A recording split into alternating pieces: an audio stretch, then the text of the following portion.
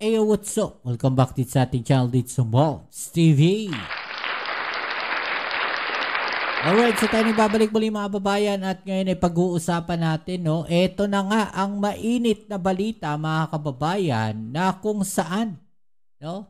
Ito nga po si Bryce Hernandez ay nilaglag na po mga kababayan ang ilang mga senador na di umano, no, ay may kickback o SOP mula sa mga flood control projects mga kababayan. Natawa ako dito kasi nasama yung biro ni Marcoleta, no? Parang lumalabas napasama pa yung biro ni Marcoleta kahapon. No? Ano sa palagay ninyo mga kababayan? Kasi kahapon nga po, no, etong si Bryce ay ipina-contempt, no, diyan po sa Senate. Okay, so ito ano ba to? Paghihiganti ba to sa Senado mga kababayan? Buwelta niya ba to? Bumawi ba siya sa Senado at nilaglag itong mga senador na to? Okay, so alamin natin yan at ating pag-usapan. Alright? Pero syempre bago ang lahat, please don't forget to subscribe, like, share, at comment dyan sa comment section at shoutout sa mga followers. Okay, so ito na. Huwag na natin patagalin. Umpisahan na natin. Let's go.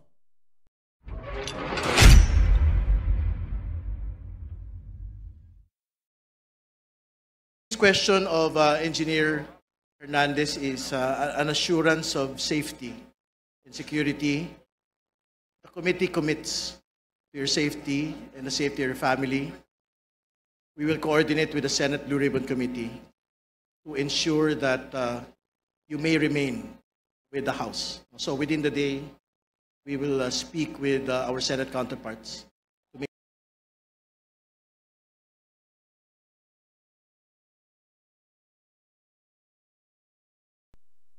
Okay, so ito nga kasi nakadetain si Bryce, no, diyan po sa Senate mga kababayan, no, dahil nga na-contempt siya kahapon at natatakot siya sa kanyang seguridad at ng kanyang pamilya. Kaya humihingi po siya ng tulong dito sa Kongreso para sa seguridad po nila. Yan ang ang nire-request niya dito sa Kongreso. Alright, so tuloy natin. Make sure that you will remain with the House for as long as needed. Thank you, Your Honor.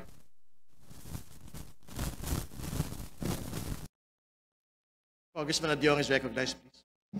Thank you. Thank you, Mr. Chair. I'd just like to take off from the line of questioning of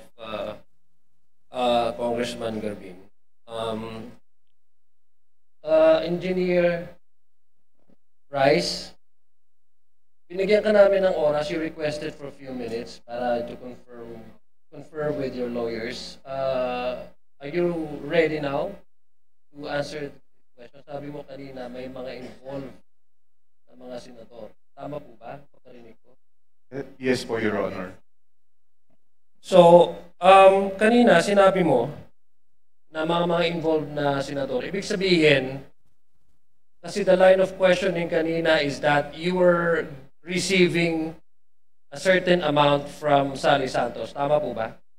Yes, Your Honor. At binibigay niya ito sa iyo sa inyong opisina. Tama po ba?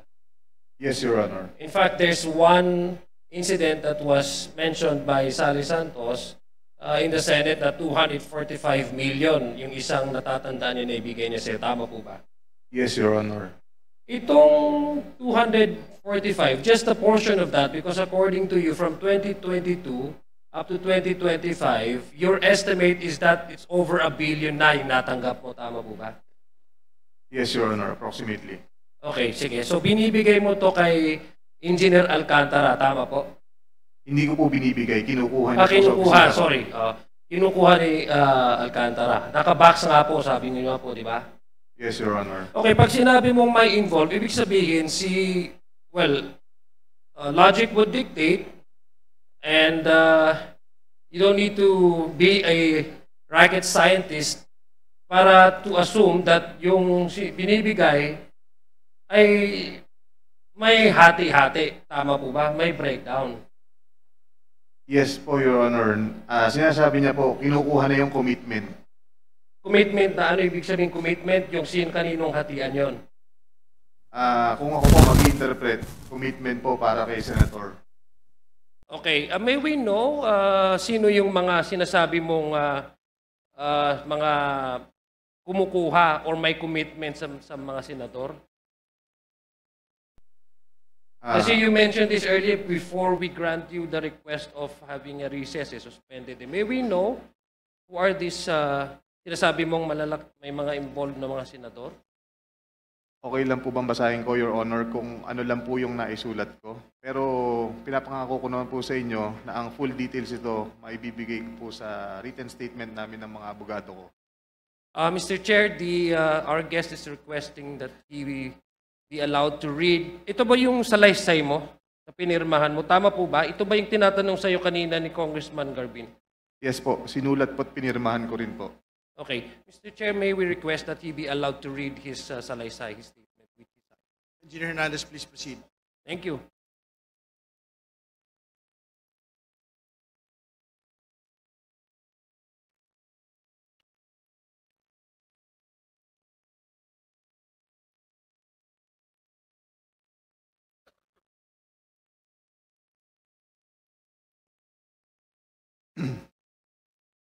Good morning, Your Honor, Mr. Chair. Ako po si Bryce Erickson Hernandez, dating Assistant District Engineer ng Bulacan 1st District Engineering Office.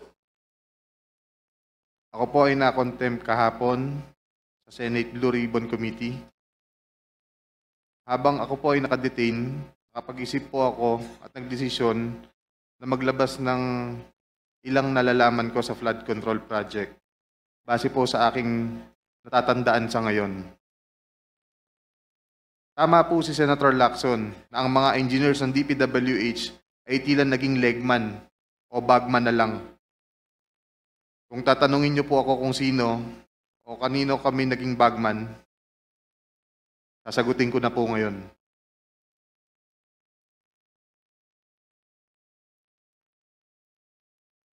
Sabi ni Senator Marcoleta kahapon, ligtas ka na.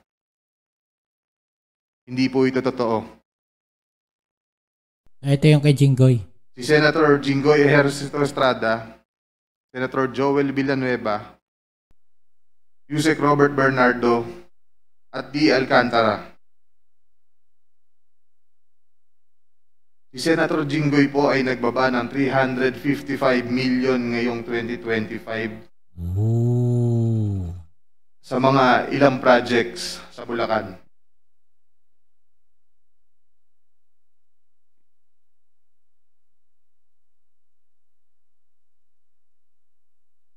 At ang sabi po ng boss ko dito ay 30% ang commitment dito. Ang mga projects po na to ay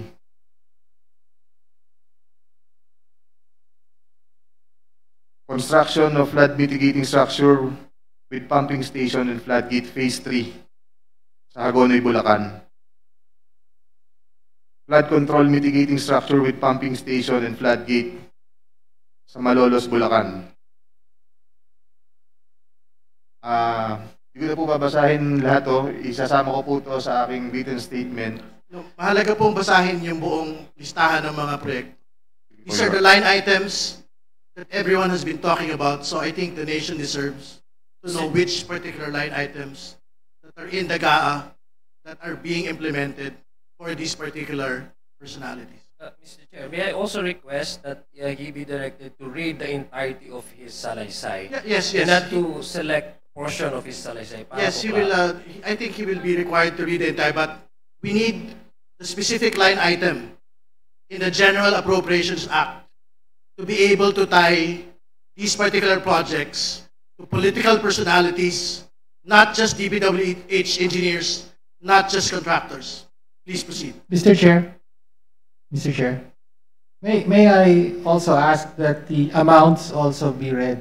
Yes, I think it's important that the public will also know the yes, amounts. if it is available, Engineer Hernandez, please mention the amount as well.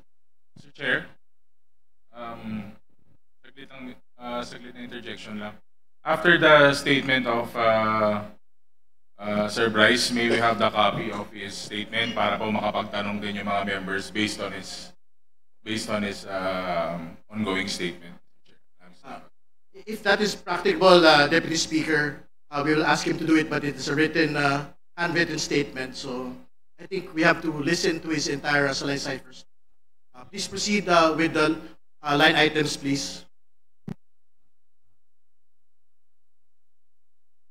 Let me repeat it, Your Honor. First, construction of flood mitigating structure with pumping station and flood gate, Phase 3, Barangay Mercado, Hagonoy, Bulacan, with an allocation of 60 million pesos. Number 2, construction of flood mitigating structure with pumping station and flood gate at Mambog Creek, Phase 3, Malolo City, Bulacan, with an amount of 45 million pesos. Construction of flood mitigating structure with pumping station and flood gate, Phase 3, Barangay Iba, Hagonoy, Bulacan, amounting to 60 million pesos. Construction of flood mitigating structure with pumping station at Calero Creek, Phase 3, Malolo City, Bulacan, with an amount of 50 million pesos. Construction of flood control structure including pumping station and flood gate, Phase 3, Barangay Mayto, Kalumpit, Bulacan, with an amount of 60 million pesos. Construction of flood mitigation structure with pumping station and flood gate at Barangay Santo Rosario Creek, Phase 3, Malolo City, Bulacan, with an amount of 40 million pesos. And last, construction of flood mitigation structure including pumping station and flood gate, Phase 3, Barangay Carillo, Hagonoy, Bulacan, with an amount of 40 million pesos. And all of that with a total of 355 million pesos, Your Honor. This is supposedly the allocation of which political personality? Senator Jinggoy Ejercito Estrada po, Your Honor. Thank you for the clarification. You can proceed with reading the handwritten statement. Chair, may I continue? Let him finish the handwritten statement. Tapos lang po yung handwritten statement ng pagbasa. Nagbaba po si Senator Jinggoy at ang kanyang SOP dito ay 30%. As per our District Engineer Henry Alcantara. I-deliver ito nung lumabas ang mga item na to sa GAA. Mga driver namin sa DPWH Bulacan First ang nag-deliver sa kausap nila. Si Christian Santiago at si Andre Balatbat. Galing din ito sa utos ni D. Alcantara. Noong 2023 naman, ay naglabas ng 600 million si Senator Joel Villanueva at ang SOP nito ay 30% din. If I'm not mistaken, sorry. Pwede kong sabihin ko po kung anong mga projects ng mga line item din. Please proceed with disclosing the line items so the nation may able to tie the line item to the political personality involved.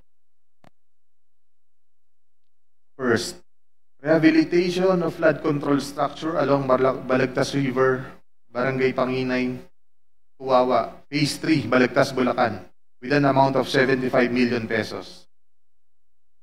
Construction of Bukawe River Flood Mitigation Structure, Station 12, plus 589 to Station 12, plus 739, at Barangay Bambang, Bukawe, Bulacan, with an amount of 75 million pesos. Construction of Bukawe River Flood Mitigation Structure at Station 4 plus 204 to Station 4 plus 354 at Barangay Turo, Bukawe, Bulacan, with an amount of 75 million pesos. Construction of Bukawe River Flood Mitigation Structure at Station 3 plus 036 to Station 3 plus 236 at Barangay Kaingin, Bukawe, Bulacan. Construction of this also has an amount of 75 million pesos. Number 5, construction of Bukawe River Flood Mitigation Structure Station 5 plus 466 to Station 5 plus 667 at Barangay Bunlo, Bukawi, Bulacan. With also an amount of 75 million pesos. Okay, so eto mga babayan, kung napansin natin dito, no, puro 75 million pesos.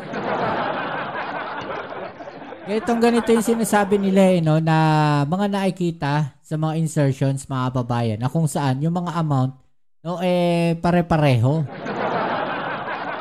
Diba? Parang ganito, kunyari, kagaya niya, no, 75 million pesos, pare-pareho siya. Diba? Parang ganyan yung sinasabi nung mga nag-aakusa ng mga insertions mga babayan, yung mga nakikita natin sa balita, diba? Na pare-pareho yung amount, mga 100 million, pare-pareho, same, yung mga proyekto, pero yung mga amounts, no, halos pare-pareho. Diba? Pero iba-ibang proyekto, mga kababayan. Construction of Balagtas River Flood Mitigation Structure at Station 3 plus 533 to Station 3 plus 683 at Barangay Santol, Balagtas, Bulacan. With an amount of 75 million pesos also. Grabe, no? Puro 75 million. Construction of Balagtas River Flood Mitigation Structure at Station 7 plus 654 to Station 7 plus 804 at Barangay Dalig, Balagtas, Bulacan. Also with an amount of 75 million pesos. Grabe, lahat 75 million? Last is the construction of Balagtas River Flood Mitigation Structure at Station 14 plus 124 to Station 14 to 200 75 million din yan. at Barangay San Juan, Balagtas, Bulacan. Also with an amount of 75 million pesos. Diba? And all in all with a total of 600 million pesos. Can you state again for the record the total amount and that this is the projects for which particular political personality? 600 million pesos last 2023 from Senator Joel Villanueva.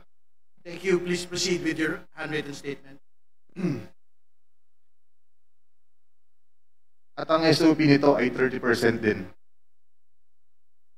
Binigay din ito nung lumabas sa GAA at i-deliver sa bahay niya sa Bukawi ni D. Alcantara at dating hepe ng aming construction si Engineer JP Mendoza. Oh. Si D. Alcantara namin ang masasabing chief implementor. Siya po ang kumakausap sa lahat ng politiko na involved dito. At least 3% po siya sa lahat ng projects na dumadaan sa opisina namin.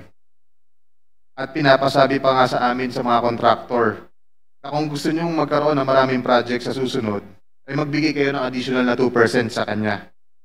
Parang finder's fee daw. Si D.E. Henry Alcantara po ang usually nagde-deliver sa mga politiko at kay Yusek Robert Bernardo po. Pasensya na po, ito pa lang po ang aking mga masasabi sa ngayon.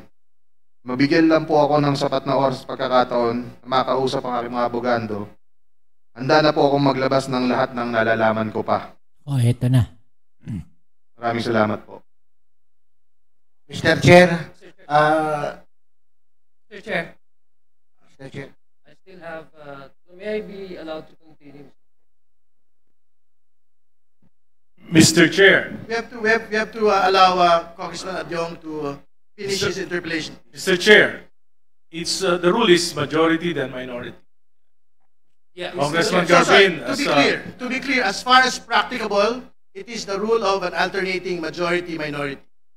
So you will have your time after this is finished. so two majority then two minority. No.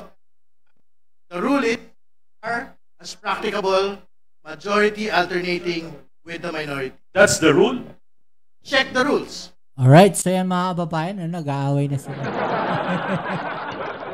Anyway, so ayun, nakita natin no, na dalawang senador nga no, yun na nasasabit ngayon dito sa flood control projects mga kababayan. At ano masasabi nyo po dyan, no? Kahapon nga naku, mukhang kasalanan pa to ni Marcoleta mga kababayan.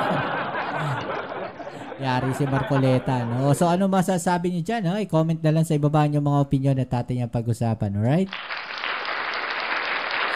So yan muli, maraming salamat sa lahat ng mga patuloy na kasuporta dito sa ating channel. Kita-kits tayo sa ating next video upload. Dito muli ang inyong Kuya Mobs sa Mobs TV. Peace!